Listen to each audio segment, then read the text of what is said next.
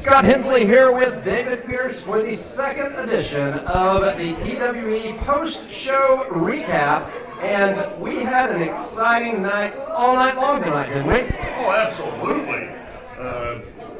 Neal, I was going to actually do research so I could contribute a little bit better on this edition. However, the only announced match was the main event, one called Manders Challenging Merck. So I was surprised. Yeah, well, I appreciate getting your real and just raw opinions on this as someone who doesn't have just a library of information about every single person that still wrestles here or that wrestles here. There's a lot of guys that have really come into their own within the last year, and if you knew anything about them before that, they're completely different wrestlers now. And tonight was so exciting. This is the February 12th edition of TWE Saturday Night. I think we got a little different branding tonight. Was tonight the first night that they branded it Saturday Night? I believe so, yes sir. I believe so. So we actually got a little pre-show action. I'm not sure you were here for the pre-show. I believe I missed the pre-show. I believe I did. You were doing that double duty. You're a busy man in the world of professional wrestling, putting miles on the car, Yeah, I mean, legitimately. Making towns. Yeah, we had Dustin Mosley versus Derrick James. Dustin Mosley is a guy that was trained by Merrick Brave and Seth Rollins at the Black and Brave School in Iowa, but he's actually from Alabama. So he has the southeastern background with the pedigree from, Black and Brave. He was in town today and got the opportunity to wrestle Derrick James, who he's a guy that is really coming into his own as well from Oklahoma. So we get these, just random states of guys coming in for an opportunity here at TWE, and they had a pretty impressive match. It's guys that don't have as much experience as some of the other people, but they had a really physical, good match. Dustin Mosley has a big, powerful build on him. I think Derrick James is one of those guys that he's really projectable. He's a guy that, I really can't wait to see where he is at in another probably 5 years. And Dustin Mosley as well. Once some of these guys get 2 or 3 years of experience under them, or 5 years of experience, completely different wrestlers, and with the pre-show match, I'm excited to see both of those guys in a few years. So to kick things off, we had Jumpin' John Mosley, Mose the ring announcer extraordinaire and commentator. He does a great job at that, but he got in the ring and talked about how we were going to have an announcement later on from Tank and the Rev. And then we went into the first match. We had Derrick, Neal, and Ron Bass. What were your impressions of Derrick, Neal, and Ron Bass Jr.? Oh, man, I love that match. And I've been wanting to see Ron Bass Jr. It's my first time seeing him in person. But, I'm a fan of his dad, the Outlaw Ron Bass, no-nonsense guy. I remember he had a feud with Tommy Rich in Georgia. And then, of course, he was in the WWF briefly, I remember. He roughed up Brutus Beefcake pretty bad, but that was great. That was awesome. That was, I guess if you would want to call something a hoss fight, those guys are hosses. I know it's like specified rules, but it was close, right?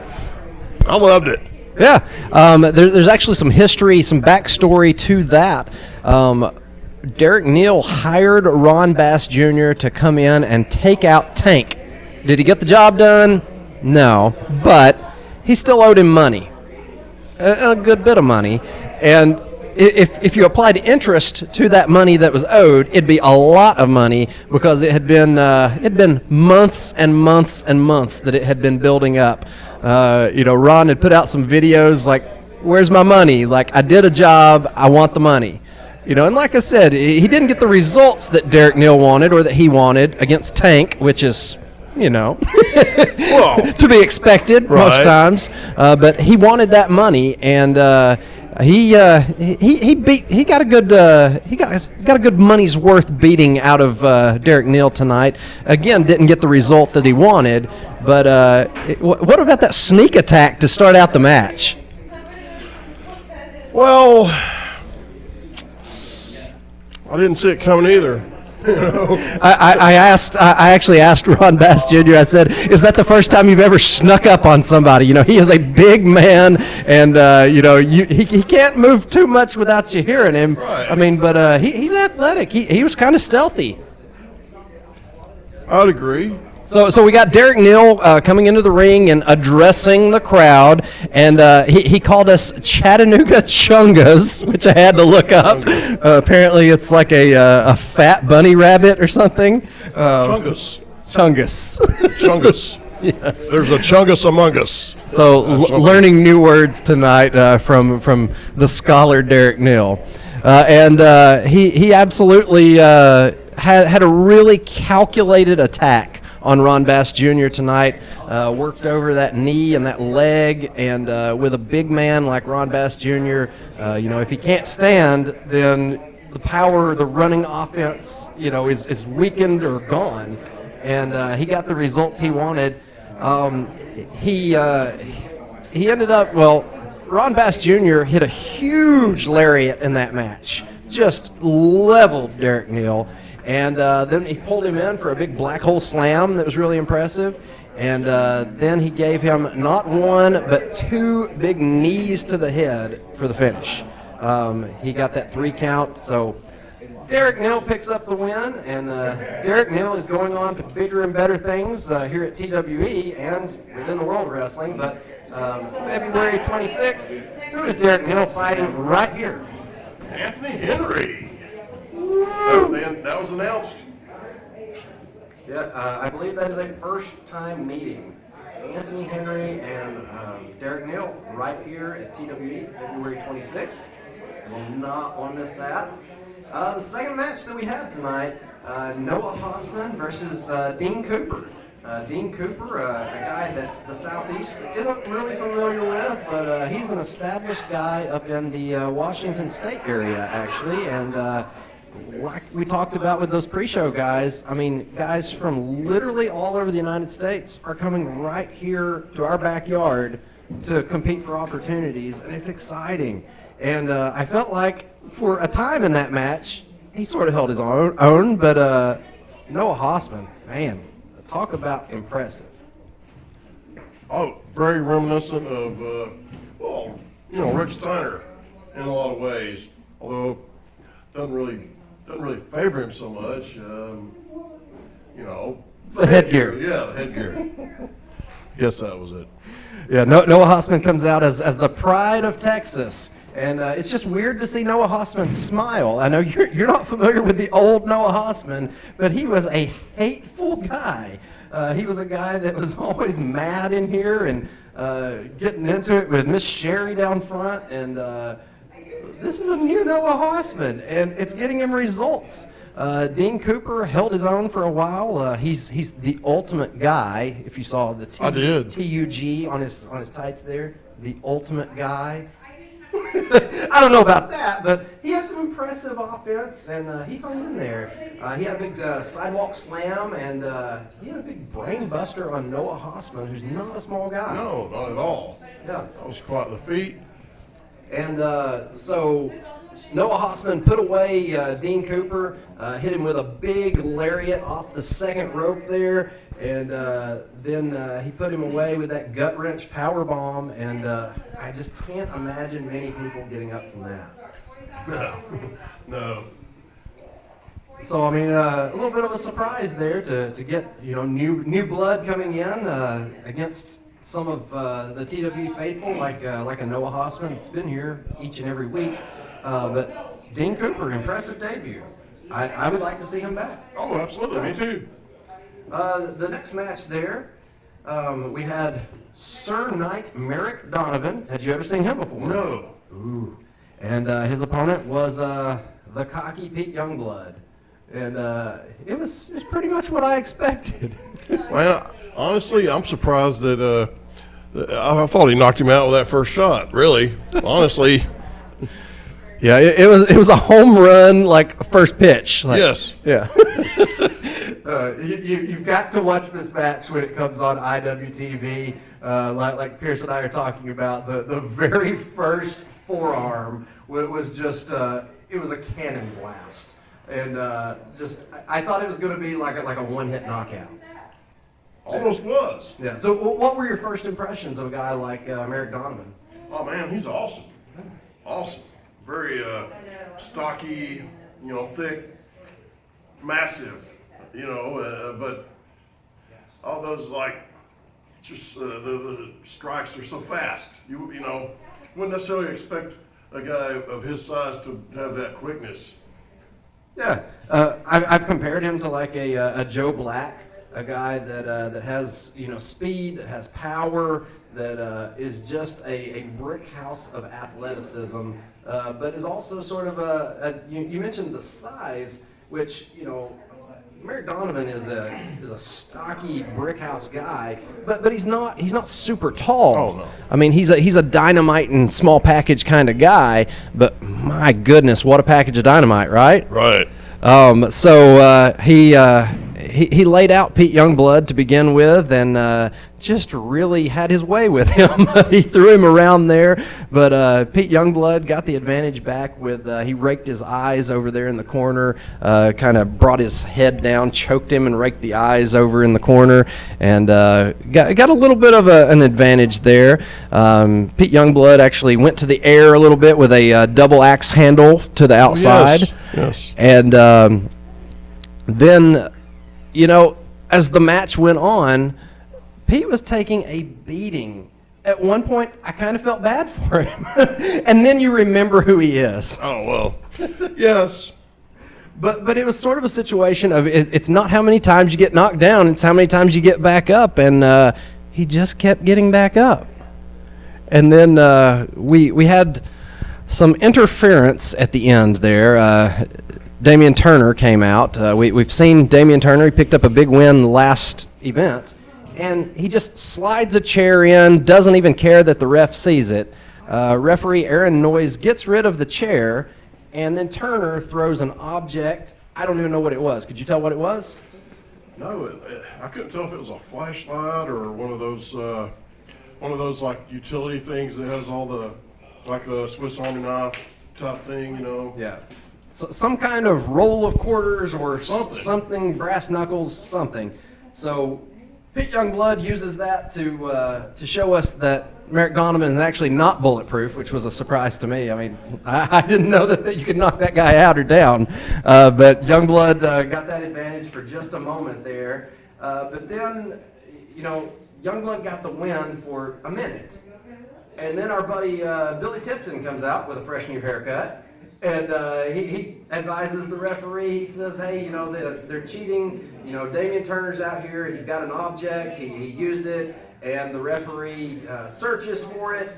And Pete Youngblood, not the best at doing things behind the referee's back, I guess. He tossed it out to Damien Turner there, who caught it. And the referee saw it, knew what happened, and obviously reversed the decision. So a big victory there for Merrick Donovan, who earned that victory in that match. Absolutely. Yeah, so sometimes things do go the correct way in professional wrestling, even when we do have people that try to take shortcuts.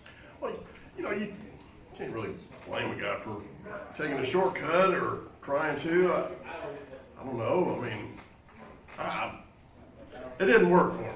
So maybe he'll learn that. If you can get away with it, but they didn't get away with it. He didn't get away with it. So, yeah, so no harm, no foul, I guess. Speaking of somebody who got away with something, the next match was Aaron Wade and Adam Priest. Aaron Wade, a legitimate black belt, and coming in against Adam Priest, who's a guy that over the last 2 or 3 years, has really come on in independent wrestling as a guy that has gotten in with the best of the best as far as technical wrestlers go. And, he came in with his attitude, and Aaron Wade being part of the Squatting Dragons tag team. Most of their matches begin with a squat off. This time, Aaron Wade proposed a kick off. Pierce, how high can you kick your leg? You mean and not fall flat on my backside, right? I don't know. That could be fun. Well, I mean, I guess if I'm wearing like sweatpants or pajamas, I can Well, let's just say not very high.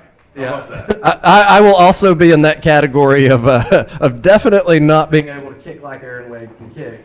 And Adam Priest sort of tried it, but then he used that veteran advantage on Aaron Wade, who doesn't have the experience that somebody like Adam Priest has sometimes. And, he's in there, he feels at home with the TWE crowd, and maybe he got a little bit too comfortable with this whole kickoff thing because he's used to the squat offs. But Adam Priest hands Aaron Wade his leg, and then rather than trying to kick or stretch, Adam Priest, hits him with a big enziguri to the head. And it was sort of downhill for Aaron Wade there until Aaron Wade was able to land a big kick. And, in wrestling, they talk about the importance of immediately making that pinfall. And he did, and he got the pin. Referee Kim Skiles counted to 3, and there was some controversy of whether he got his shoulder up, but she counted to 3, so it was there for 2.999 round up to 3. Yeah, I wasn't sure they were going to let that stand or not, but they did. I mean, 3 count. Yeah, I mean, yes. Sometimes the ref close. It was as close as a 3 count can get. Like I said, it 2.999 rounded up. So, I mean, congratulations to Aaron Wade. I mean, that's one of the biggest singles victories of his career.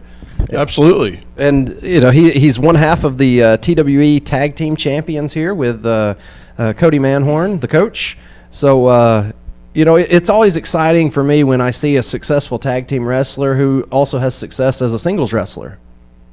Absolutely, yes. Yeah.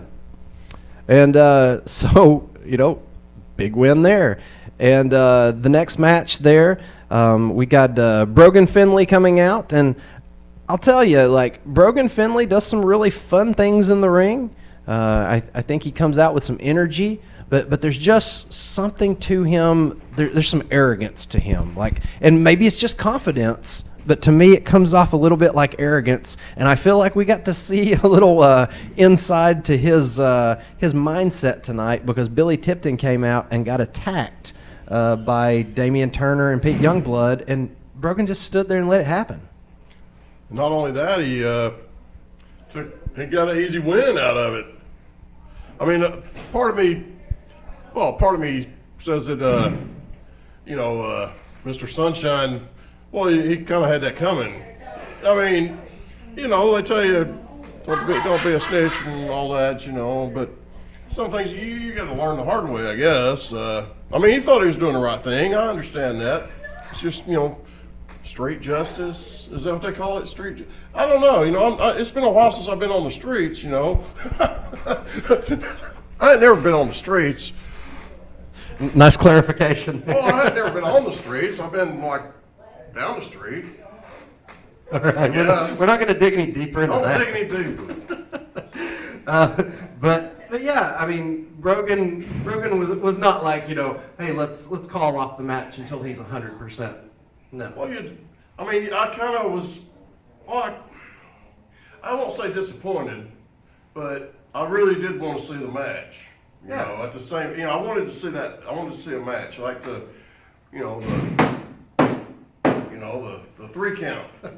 Well, there was a 3 count, but it's very quick. Oh. If you blinked, you missed it.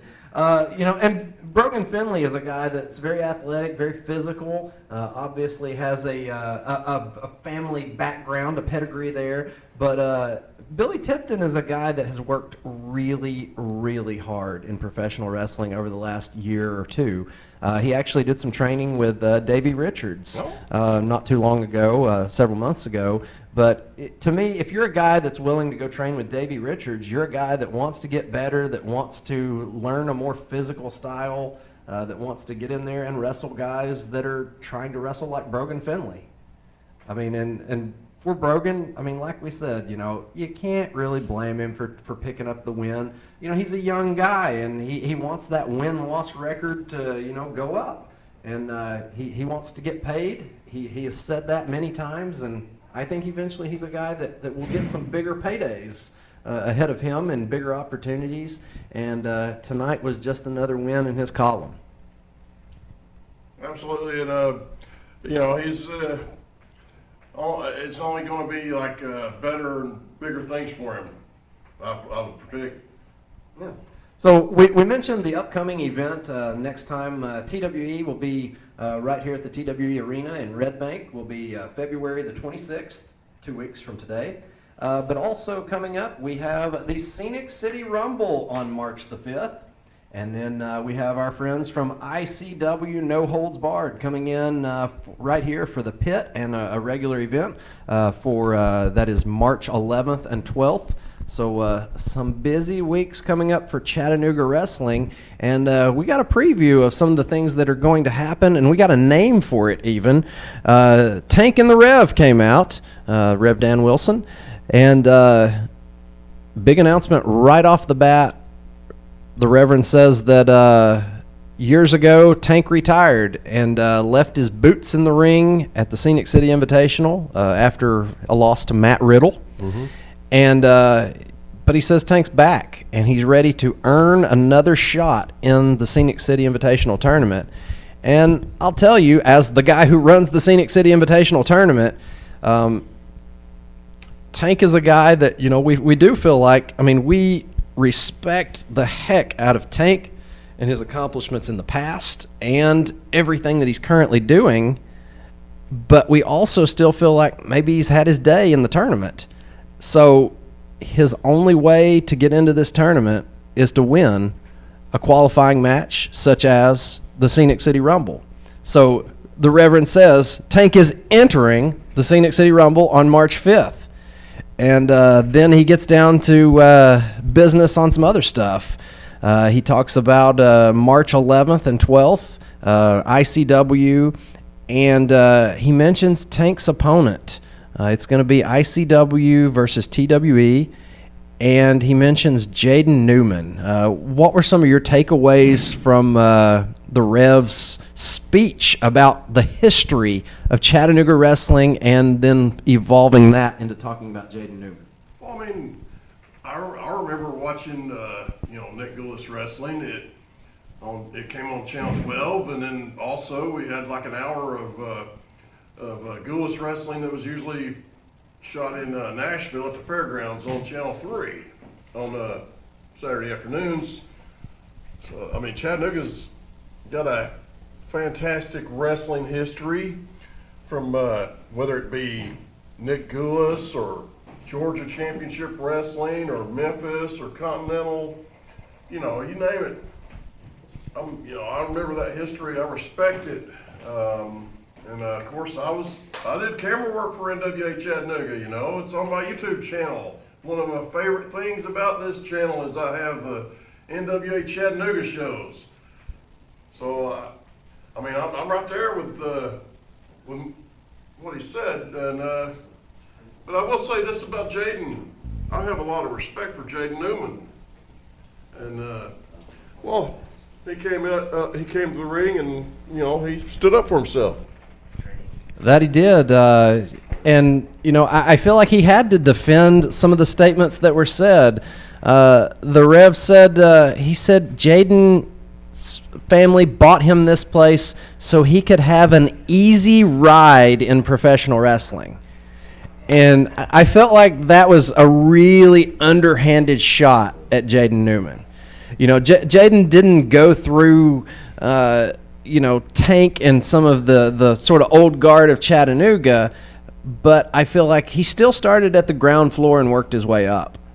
And I do feel like I do feel like the Rev and Tank gave him that credit of being proud of what he's built here.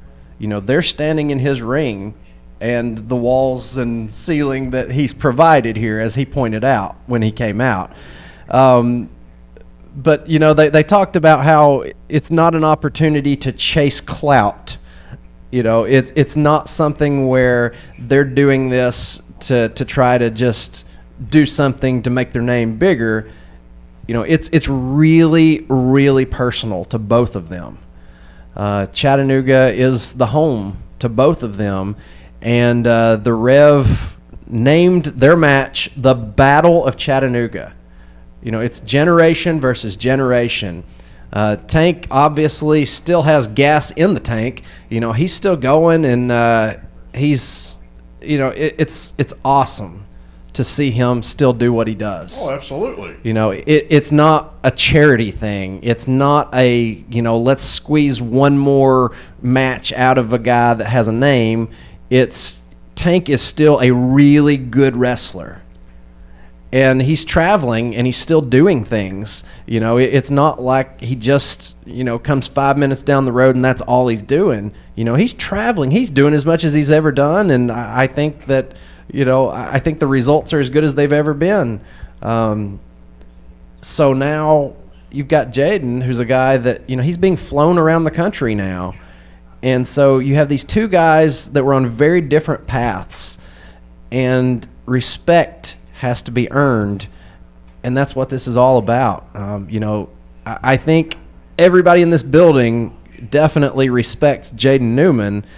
But as Jaden pointed out, he looked into Tank's eyes and he said, "You still see me as that little boy that used to cheer for you at NWA Chattanooga." And, you know, I was there as well. Some of my first ring announcing opportunities in Chattanooga, definitely right here or right there at NWA Chattanooga.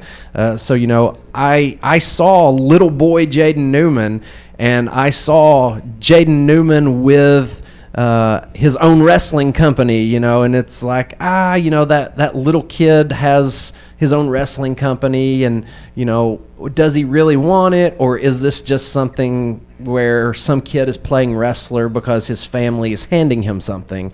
And we've seen that that's not the case at all. We've seen Jaden earn everything he's gotten. You know, he is not just a hometown star. He would never be satisfied with that. He's a guy that is hitting the road every week multiple times. You know, he is putting in the work for seminars all over the country, literally, to try to get better. And now he stands face to face with a guy that he looked up to in Tank. And it's personal. It's a big deal. It's going to be a fight. That's March 11th, and it's not only just the Battle of Chattanooga for that match, but the whole event is ICW. Those outsider guys, you know, we do appreciate the clout that ICW brings. I mean, that's a hard-working group of guys that have earned their names, that have earned the attention that they get. You know, credit to them. But there's an opportunity for Chattanooga to make their name on some of those guys. If you can pick up a win over somebody like John Wayne Murdoch, if you can pick up a win over, you know, Justin Kyle or Schlack or whoever else is coming in, if you can beat those guys, then there is clout to be earned. I mean, you get, you know, you get recognition and credit for beating somebody with a bigger name, and that's part of Jaden versus Tank is Jaden trying to earn that victory there and try to build his name, but that's not the motivation behind it. The motivation is that respect. Does that compare to anything you've seen in Chattanooga? Have you ever seen a generational battle like that? Oh, man. Shoot. I mean, outside of Chattanooga, one thing that I can think of is, I mean, Jerry the King Lawler and Jackie Fargo. Okay, yes, absolutely. I mean, how iconic is that? And that's not real far from Chattanooga. Just the other side of the state. It's about 5 hours. 5 hours. Maybe 6. Yeah. But still, I mean, to have a guy so established, so respected, and that's synonymous with an area, taking on a younger guy who is on his way up, who is becoming synonymous with an area, who is putting so much work into a promotion. You know, we've got that Fargo Lawler thing going on with Tank and Jaden Newman. Yeah, Yeah. Very much. I'm really excited to see that, and it's not just a standard wrestling match, as Rev pointed out. They will be in the pit. He told Jaden, he said, "You're not going to be able to jump off of things." You know, he said all weapons are legal, and they were very graphic about what Tank was going to do to Jaden. So, you know, it's a match that I don't think anybody that cares about Chattanooga wrestling or wrestling in general should miss. I think, you know, Jaden said he's willing to bleed and willing to die on this hill to represent TWE. And how much more passionate can you get than that? Going to be great. So the other big announcement that came out of that was Jaden said, you know, yeah, I've got you in the pit on March 11th, but he said, I will also see you in the Scenic City Rumble. So Tank announced for the Scenic City Rumble on March 5th, and then Jaden announces, as if he doesn't have enough on his plate, he's already fighting AJ Gray for the Southern Underground Pro Bone Storm Championship, and now he's setting his sights not only on AJ Gray, but also on Tank. You know, it could be a mistake of not staying focused, but he's a guy that always has a full plate, and he's hungry. He's eating. He's eating that full plate. So even after all of that, we still had a killer main event. What were your impressions of the main event? We had one called Manders versus your champion, the Generalissimo Merck. Oh, I love that. That's my first time seeing one called Manders, live. Yep. Also a Black and Brave trainee out of Iowa. And Manders is a born and raised Iowa guy, played for Iowa football team in college. He is a legitimate college football player and comes in with that athletic background as a professional wrestler. And my goodness, what a battle, right? Oh, that one kick. I may have to put that in here somewhere, you know. Can we test the decibels that the loudness of that kick registered? I'll see. I could. Well, I mean, I know it's going to go all the way up through the red on my software. I don't know if I can test it. I mean, in another match that you have to see, and not just for one kick, but just for the full battle that the main event was. But Merck kicked Manders so hard in the back. It was a gunshot. Loudest I've ever heard.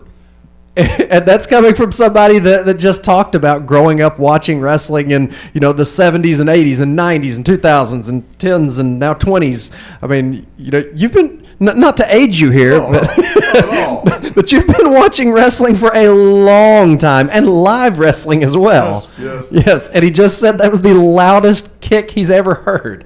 So you got to see it. If not for just the kick, the whole match was great. Great match. Yes.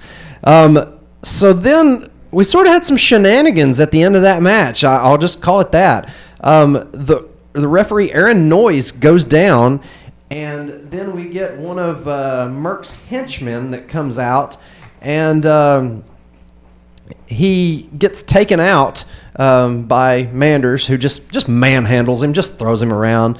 But that allows Merck to grab the championship belt, the TWE championship, and he just smashes it into the back of Manders, but Manders doesn't stay down.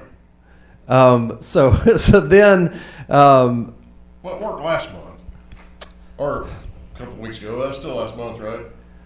That's true. That's a good callback there. Yeah. So then we had referee Aaron Noyes is trying to get rid of the belt there. You know, he had a time tonight getting rid of things, didn't he? And then the henchman comes back in and just gives a big uppercut to the crotch of Manders, and that was enough for Merck to capitalize, land that big knee to the head, bringing Manders down, and he retains the TWE championship.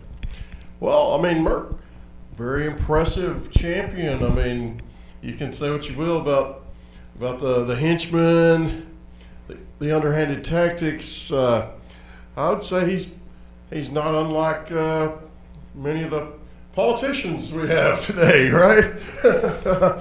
He is branding himself the Generalissimo, so he is a military leader, politician, whatever he is now, but he's a champion that gets it done, plain and simple.